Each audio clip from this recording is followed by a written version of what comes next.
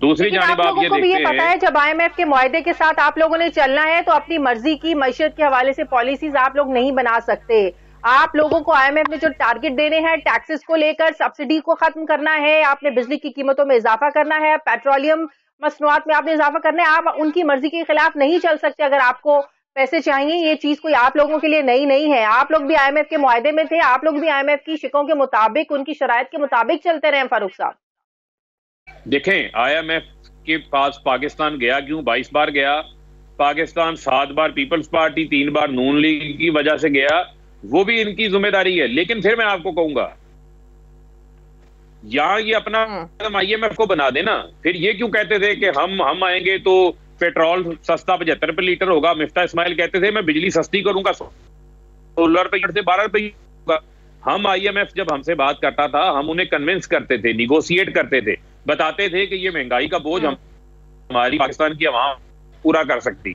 हम अपने टारगेट्स और अल्टरनेट वे से पूरा करते थे। आप ये देखें, इक्तिसादी सर्वे आया, हमने तमाम टारगेट शादियां पूरे किए। कोरोना के बावजूद जो 100 साल में एक बार एक वबा आती है जिसकी वजह से पूरी दुनिया में तबाही आई, हमने 55 लाख नई नौकरियां पैदा की, नई फैक्ट्रियां लग रही थी, ज़राअत का शोबा तरक्की कर रहा था, किसान खुशहाल हो रहा था। आज किसान पे टैक्स लगा दिया, डीजल महंगा हो गया, वो चावल की फसल ही नहीं काश्त कर पा रहा, कैसे चलाएगा ट्यूबवेल, कैसे फसल को पानी देगा। 2 से 10% टैक्स कर दिया खाद पे। खाद नहीं डालेगा, पैदावार कम होगी, पैदावार कम होगी, आपको चीजें इंपोर्ट करना पड़ेगी, फिर आपके रुपए के ऊपर प्रेशर आएगा। रोजाना 50 पैसे के हिसाब से रुपया डीवैल्यू हुआ है। इस इंपोर्टेड हुकूमत के पास को अल्टरनेट ही नहीं है। शादियां इनकी तमाम तवज्जो NRO 2 पे भी थी, जो नैब तरामीम इन्होंने की है वो कर ली है, लुडियां डालते जा रहे हैं। उसके लिए ये आए थे, जो खुर्रम दस्तगीर ने भी स्टेटमेंट दी। अब तो यहाँ हो गई ना। अब बात ये होती है कि कोई हुकूमत कोई एक सिरे से अवाम को रिलीफ दे रही हो, दूसरी जानिब समझ आती है खुर्रम दस्तगीर के बयान का आप लोग दूसरा एंगल पे तो देखें ना। आप लोग तो ये कहते हैं कि खुर्रम दस्तगीर की वजह, बातों की वजह से सब कुछ प्रूव हो जाता है, लेकिन उनकी बातों का दूसरा एंगल भी देखें। वो ये कहते हैं कि इस साल के आखिर तक तहरीक इंसाफ ने तमाम जो ऑपोजिशन के लीडर हैं, ऑपोजिशन के लोग हैं, उनको डिस्क्वालीफाई करवाना था और आप लोग मैदान में अकेले रहकर खेलना चाहते थे, अकेले दौड़ में शामिल होना चाहते थे। आप इस दौड़ में किसी और को रखना ही नहीं चाहते थे। ये आप लोगों का, उनके बकौल आप लोगों का मोटिव ये था जिसकी वजह से ये कट हुआ। शाजिया, इसका मतलब ये है कि पाकिस्तान की क्या अदालतें आजाद नहीं है? इन्हीं अदालतों ने शहबाज शरीफ को बेल नहीं दी। इन्हीं अदालतों से शहबाज शरीफ के ऊपर 4-4 माह से फर्द जुर्म आयद नहीं हुई। इन्हीं अदालतों से शहबाज शरीफ जो है उनके 2 साल वो पूरी जमानत पे निकाल लेते हैं। जिसने गटर का ढक्कन चोरी किया हो, साइकिल चोरी हुई हो, उसकी जमानत नहीं होती। ये ऐसी दफात है, ये जमानतें कंफर्म करवा लेते हैं। इसका मतलब पाकिस्तान में अदालती निजाम नहीं है। ये किस किस्म की बात कर रहे थे? ये जो इकट्ठे हुए हैं तमाम चोर, इन्होंने गाजरें खाई हुई थी, इनका पेट दर्द कर रहा था। 16 अरब रुपए का FIA का केस, डॉक्टर रिजवान की मौत हो जाती है, मकसूद चपड़ासी की मौत हो जाती है।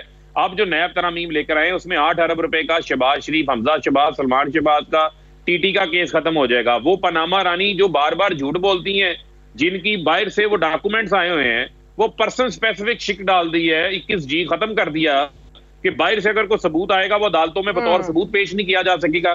तो यार, लोगों की आंखों में मट्टी तो नहीं ना डालो। ये अंधेड़ नगरी चौपड़ राज तो नहीं है कि आप आकर इकतदार में बिठा दिए गए हैं तो अब आप चाहेंगे तो आप तमाम चोरों को खुलेआम आजादी दे दी जाए। सिर्फ उनके लिए नहीं है। नहीं, ये हमारे लिए एहसान ना करें, हमारे लिए तरामीम ना करें, हमें वही नैब का कानून रहने दें। हमारे में से अगर किसी के ऊपर केस है उसके ऊपर उसका सबसे कड़ा एहतसाब करें, लेकिन इनके लिए क्या बाकी लोगों के लिए जेलें खोल दें, पाकिस्तान के सारे चोर आजाद कर दें? ये किस किस्म का पैगाम दे रहे हैं? इसको तो कोई डिफेंड ही नहीं कर सकता। इसके ऊपर तो मैं समझता हूँ मीडिया को भी एक आवाज होकर आवाज उठानी चाहिए कि जिस किस्म की तरामीम इन्होंने की है। एक ही हल है फारूक हबीब साहब, आप नए इलेक्शंस हो, भले ही 4 महीने बाद हो, 6 महीने बाद हो, या अगले अगस्त में 2023 में इलेक्शंस हो, इसका एक ही हल है कि PTI 2/3 अक्सरियत लेकर आए। आप लोग अपनी मर्जी की कानून साजी करें और सारे मामलात ही खत्म करें। अभी तो आप जितने बड़े मर्जी जलसे कर लें, लॉन्ग मार्च कर लें, आपको क्या लगता है ये जो तरामीम की है ये वापस ले लेंगे? जो पेट्रोल महंगा हुआ ये वापस ले लेंगे? जो बिजली महंगी हुई है वापस ले लेंगे? ऐसा कुछ भी नहीं होगा। शाजिया, नैब तरामीम है, उनको हमने पाकिस्तान की आला अदलिया सुप्रीम कोर्ट ऑफ पाकिस्तान में चैलेंज कर दिया है। सुप्रीम कोर्ट से इस्तदा ही ये की गई है कि ये पर्सन स्पेसिफिक कानून है, लिहाजा इसको टर्न डाउन किया जाए, स्ट्राइक डाउन किया जाए। जब ये केस आगे लगेगा तो पाकिस्तान की आला अदलिया के सामने हम अपनी इस्तदा हमारे लेकिन इन्हीं अदालतों के फैसले भी हैं ना, इन्हीं अदालतों के फैसले भी हैं कि नैब को पॉलिटिकल इंजीनियरिंग के तौर पर बतौर एक टूल इस्तेमाल किया जाता रहा है। इन्हीं अदालतों ने इनको जमानतें भी दी हैं। यही अदालतें कहती रही हैं कि प्रूफ नहीं है। मसला आपके सिस्टम का है, मसला यहाँ की प्रोसिक्यूशन का है। आपने बड़ा अच्छा सवाल किया। मुझे सिर्फ आप ये बताएं, जब चोरी होती है या पुलिस वाले रिश्वत लेते हैं तो क्या आप थाने बंद कर देते हैं? मुझे आप ये बताएं। या मीडिया के ऊपर अगर कोई बंदा बैठ के येलो जर्नलिज्म करता है तो क्या मीडिया के चैनल्स को बंद किया जाता है? हर जगह पर सिस्टम में कमजोरियां होती हैं, उनको ठीक किया जाता है। यहाँ पर तो नैब को ताला लगा दिया है, नैब को नो एक्शन ब्यूरो बना दिया है। यहाँ पर तो अब दिन की रोशनी में डाके डलेंगे, हुक्मरानों को पूछने वाला कोई नहीं होगा, उनके बावर्चियों के नाम पर, उनके बच्चों के नाम पर जायदादें होंगी, वो भी कानून में उनको पूछने वाला कोई नहीं होगा। ये तो पाकिस्तान को जो है, ये तो डाकुस्तान बनाना चाहते हैं। ये पाकिस्तान डिस्ट्रक्शन मूवमेंट है, ये पीडीएम की सारी जमातें। आज जो सिंध के अंदर हो रहा है बल्दियाती इंतखाबात में, कत्ल रेजी हो रही है, कत्ल उमदा बना दिया है सिंध को। एमक्यूएम इसके खिलाफ बोल रही है, इनकी आपस में पड़ना शुरू हो गई है। ये इलेक्शन कमीशन डस्का में सारी रात जाके नोटिस लेता रहा है। अब क्यों नोटिस नहीं लिए जा रहे? अब किसी के कानों में आवाज नहीं पड़ रही, किसी को दिखाई नहीं दे रहा। ये इदारे क्यों नहीं काम कर रहे? क्यों लाडलों की तरह उनको ट्रीट किया जा रहा है? आज पूरा मीडिया चीख रहा है इसके ऊपर, आपको तमाम तफसीलात मिल रही हैं, इसके ऊपर भी कोई बात करने को तैयार नहीं है। क्या यही तारीख इन्होंने आइंदा 20 ज़िमनी इंतखाबात पंजाब में भी दोहरानी है? इन्होंने ये जो काम कर रहे हैं, इससे ये पाकिस्तान का नुकसान कर रहे हैं, फायदा नहीं कर रहे। और इंतखाबात अगले अगस्त में नहीं होने। अभी गैलप का सर्वे आया है, ज़िमनी इलेक्शन होने, फिर इससे आप लोगों को क्या कोई उम्मीद नहीं है? तो पंजाब में जो ज़िमनी इलेक्शन होंगे, इसमें फिर क्या होने वाला है? ज़िमनी इंतखाबात में पाकिस्तान की आवाम फ्री एंड फेयर इंतखाबात चाहती है। लोग इमरान खान के साथ खड़े हैं। जितने सर्वेज आ रहे हैं आप उठा के देख रहे हैं, आप खुद भी माइक लेके सर्वे कर सकती हैं, आपको मालूम पड़ जाएगा लोग किसके साथ खड़े हैं। लोग पीटीआई के साथ खड़े हैं। और हम धांधली का रास्ता भी रोकेंगे, इसका मुकाबला भी करेंगे। लेकिन मुझे आप ये बताएं कि किसी की तो जिम्मेदारी है कि आपने फ्री एंड फेयर इंतखाबात करवाने हैं, या आपने जो है वो जबरदस्ती का हमजा शहबाज को जबरदस्ती का वजीर आला बना के, जबरदस्ती का वजीर आजम शहबाज शरीफ को बनाकर हमारे सर के ऊपर थोपना है। ऐसा तो नहीं हो सकता। फिर ये जमहूरियत नहीं है। फिर आप मुल्क को कमजोर करना चाहते हैं, आप लोगों की बिल के अगेंस्ट जाना चाहते हैं। फारूक साहब, लॉन्ग मार्च कब कर रहे हैं? क्योंकि आप लोगों का तो ये बड़ा स्ट्रॉन्ग पॉइंट था ना, एक स्ट्रॉन्ग आपका एजेंडा था इस चीज को लेकर के। आप लोग इस्लामाबाद जाकर बैठेंगे, तब तक नहीं उठेंगे जब तक इलेक्शन की डेट नहीं मिल जाती। जी सुन लें, हमारा जो लॉन्ग मार्च है, पहले तो क्लियर कर लें, हमारी जितनी तहरीक 26 साल तहरीक पुरअमन रही है। आप मुझे ये बताएं कि लाहौर शहर में बैठी यास्मीन राशिद, हमाद अजहर और उनके साथी जो हैं, जिसमें हमारे और एमपीएस वर्कर्स शामिल हैं, वो लाहौर शहर में बैठ के दहशतगर्द बन गए। 780 की FIR काटी हैं उनके ऊपर।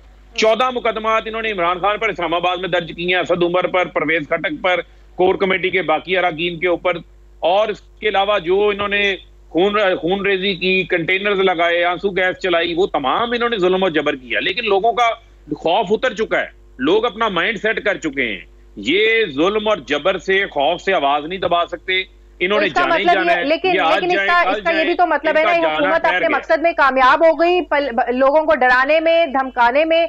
जो इनका एक मोटिव था कि इस तरीके से लोगों को रोका जाए, तो इसका मतलब आप लोग ये चुप कर मतलब के बैठ जाएंगे, आप लोग लॉन्ग मार्च की तरफ नहीं बढ़ेंगे, दोबारा नहीं करेंगे? क्यों पकड़ दकड़ करते हैं? क्योंकि आंसू गैस की शेलिंग करते हैं? देखें, मैंने आपको कहा हमारा पुरअमन एहतजाज हमारा राइट है। उस एहतजाज को ये गैर आईनी, गैर कानूनी इकदाम करते हैं, उनका हवाला दिया। मार्च भी होगा, ये हुकूमत भी जाएगी, नए इंतखाबात भी होंगे। ये तमाम चीजें जो हैं वो हमारे प्लान्स और मनसूबाबंदी के अंदर मौजूद हैं। लेकिन इनका कब होंगे, कब फैसला करना है, उसका फैसला इमरान खान साहब और हमारी पार्टी की कोर कमेटी करेगी। लेकिन ये मैं बात आपको बताना चाहता हूं कि अब इनके पल्ले कुछ नहीं रह गया। इनका एक एक लम्हा मुल्क के लिए नुकसानदेह या गरीब आदमी के लिए नुकसानदेह।